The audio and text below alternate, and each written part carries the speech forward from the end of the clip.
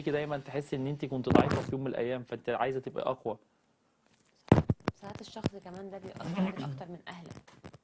اه انا بقول لك، انا على فكره انا حتى مع اهلي كده.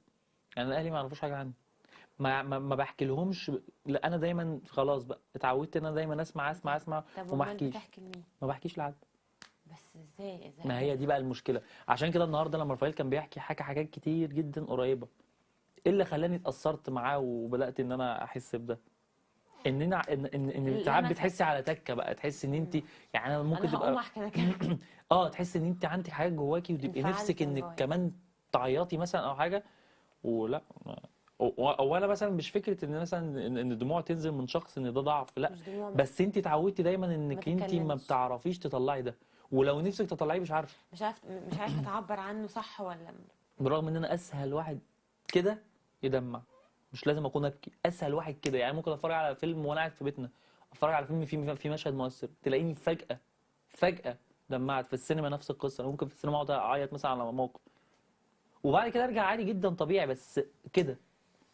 بس تيجي بقى في حياتك انت تحسي ان انت لا ماسك نفسك قوي. ماسك نفسك قوي، دي بتضغط على بس نفسيتك. انت شخصيه مع الحد اللي هتبقى بتحبها، يعني حاساك هتبقى واحد تاني خالص. يعني هتبين بقى الحته اللي مش باينه لاي حد في الدنيا. بس لما بالظبط. لان اللي ممكن يكون حصل في حياتي خلاني اصلا ما عدتش بعرف احب. يعني حاسس ان انا ما عدتش اعرف احب من كتر ما انا عارفه اللي هو، تحس ان انت قابلت شخص حاسه ان انا من النوع اللي ما بحبش ادي لحد حاجه الا لما يكون بيستاهلها. لما انت بقى تدي حد حاجه قوي وهو يطلع ما يستاهلهاش وانت تتصدمي او تحسي ان انت عملتي ده اوفر قوي، بتلاقي نفسك مش واثقه في اي حد حواليك. وتفضل تيجي على نفسك، انا اللي عملته انا. فاهمه؟ فتحسي ان بعد كده خلاص، ودايما كل اللي تقابليهم فيهم مشكله. يعني ما فيش مثلا حد تقابليه تقولي اه ده ينفع ان هو يتحب، لا لازم يظهر فيه مشكله. طب ما انا احب مين بقى؟ كل البدايات حلوه، بعد كده خلاص تلاقي الموضوع بقى وحش قوي. صح. ودايما كنت اقعد اقول ليه المشكله عندي انا اللي مش عارف اتعامل، انا يطلع في الاخر ان انا عندي ممكن يكون مشكله، بس المشكله دي مترتبه ان في حد سبب في ده. وصلني للمرحله دي. بس انت يعني على الاقل مثلا ليك حد صاحبك تتكلم معاه، لان ساعات الواحد بقى مش عارف هو صح ولا غلط اصلا. ما هو انا عندي ده، بس مش كل حاجه بحكيها. برضه. يعني حتى ممكن اقعد احكي لك، يعني أنا مثلا حكيت لك دلوقتي حاجات، بس حكيت لك في بالعموم. العموم. حد مش عارفه اقطع لكن مثلا خطوط. اجيب حد اقعد اقول له على فكره حصل حصل كذا كذا موقف كذا، كذا. فين وفين لو انا يعني انا لو مثلا لو كنت انا اللي قاعد جنب رافائيل وانا اللي عليا الدور وطلعت قعدت مكان رافائيل، كنت هتسمعي كل حاجه حصلت في حاجه بالتفصيل. هو انا في اللحظه دي هقول ده. خلاص انت اتشحنت للاخر لحد خلاص هنا. بقى اللي هو بتسحبي مني اللي انت عايزاه في ثانيه وانا قاعد، وهتشوفيني بعيط بقى بتنطط بتشقلب، هتلاقي الشخص ده قدامي وهتلاقي نفسك عامله كده. ايه ده؟ هو مين ده ده؟ عباس. فعلا انا بقول لك انا نفسي هبقى بعد ما افوق. ماسك نفسك قوي قوي انت. ودي مشكله، مشكله كمان مزعلاني لسبب في ناس هنا في الاكاديمي وفي ناس بره الاكاديمي شايفين ان انا ان انا قافل، ان انا ما بضحكش، ان لا انا بس ما يعني انا بعملش، واحده ان من انا الناس، يعني بجد قريتك من اول لحظه يعني. مش يعني اكيد في زي كتير، اكيد في زي في الاكاديمي، واكيد في كتير قوي حاسين بيك انت انسان طبيعي كويس قوي مفيش اي حاجه.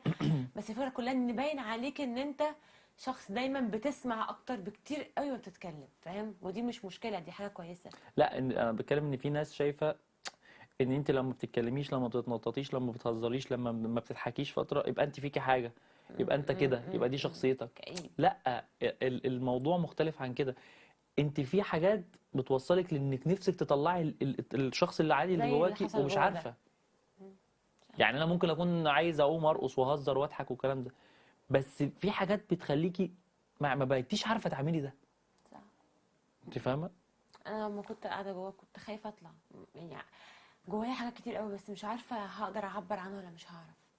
يعني خايفه، فاهم؟ وانا لما طلعت اول امبارح كنت كده، كنت حاسس ان انا هطلع اقول واحد اتنين تلاته واحكي ونفسي احكي بقى، عارفه اللي هو نفسي أحكي.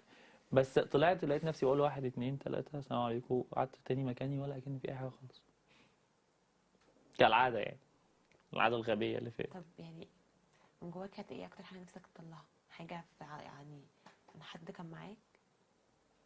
الايه؟ عن حد كان معاك ولا عن حاجه تانية؟ لا عن نفسي لا، نفسي اوصل انا ليه كده.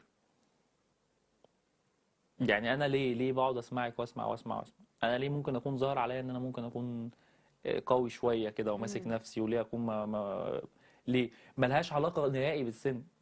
انا في خالص ناس في خالص سني هبل، وفي خالص. ناس في سني عاقلين، وفي ناس صغيرين وعاقلين جدا، وعقلي وفي ناس. يعني. أنا الصراحة النهاردة كنت مصدومة من طريقة كلام رافائيل، كأنه واحد عنده 30 سنة بيتكلم. ما انا بقول لك يعني، وشوفي انا شوفي الفرق بيني وبين رافائيل قد ايه، وهو يعتبر من اكتر الناس اصحابي. ما فيش، لا، ما حسيتش ان في فرق، ما حسيتش ان انا لا بتعامل مفيش مع فرق طفل ولا هو عقلية. بيتعامل مع واحد كبير، ولا بالظبط. فيش الكلام ده خالص.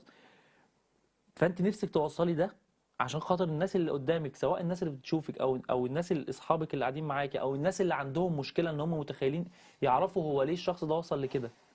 وفي نفس الوقت نفسي ان حد يكون، برغم ان المفروض الموضوع يبدا مني، بس نفسي ان حد يكون من هو اللي اللي حواليا يخرج منك ده. وغير يخرج يساعدني.